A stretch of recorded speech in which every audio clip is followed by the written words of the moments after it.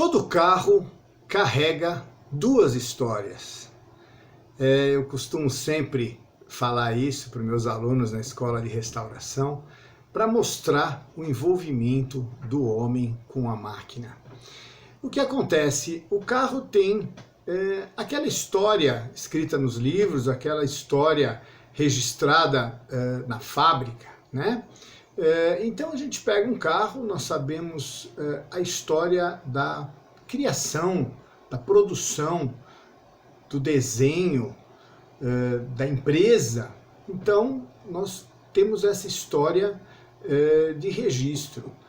Esse é um Volkswagen 1959, fabricado no Brasil, com tantos por cento de índice de nacionalização, em 1959, na fábrica da Anchieta.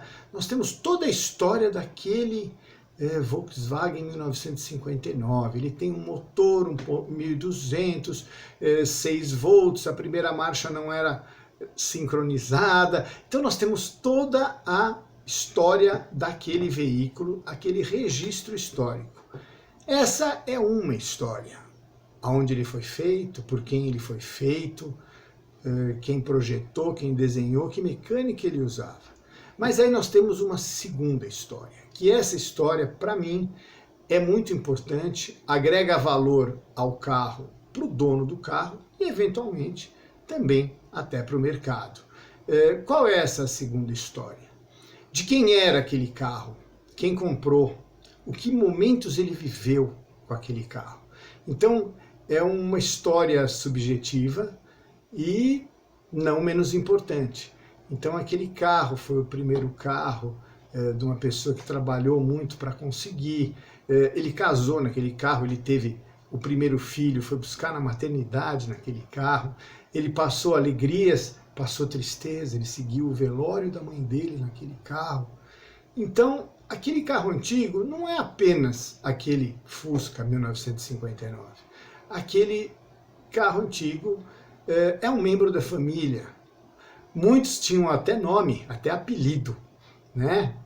Então, assim, ao mesmo tempo aquela máquina, aquele veículo fabricado para se levar do ponto A ao ponto B, livre das intempéries, da chuva, da neve, do frio, tornou-se um membro da família.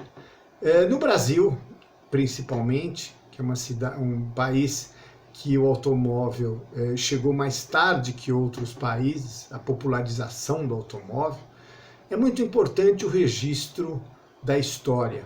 E os colecionadores levam isso em conta, principalmente se esse veículo tem uma história particular de alguma celebridade, alguém que andou naquele carro, usou aquele carro, ou mesmo para aquela família. É muito comum a gente ver uma família que começou do nada, simples, que hoje tem sucesso e lembra daquele carro, daquele primeiro carro, daquele segundo carro e que trouxe, ajudou a formar a história. Então a gente vê às vezes transportadoras que tem hoje frota de 200, 300 caminhões, mas guarda aquele primeiro caminhãozinho que o vovô que veio da Itália, que veio de Portugal, usava.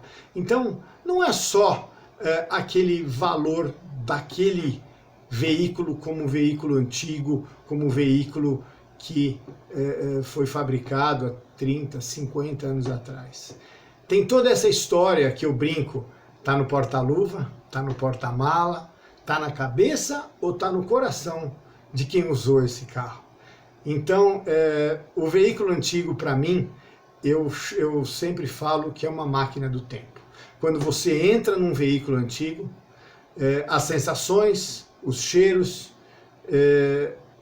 o ronco do motor, o barulho, você lembra de momentos importantes. Você volta no tempo e lembra você na sua infância, ou aquele vizinho que tinha aquele carro, aquele tio que tinha aquele carro.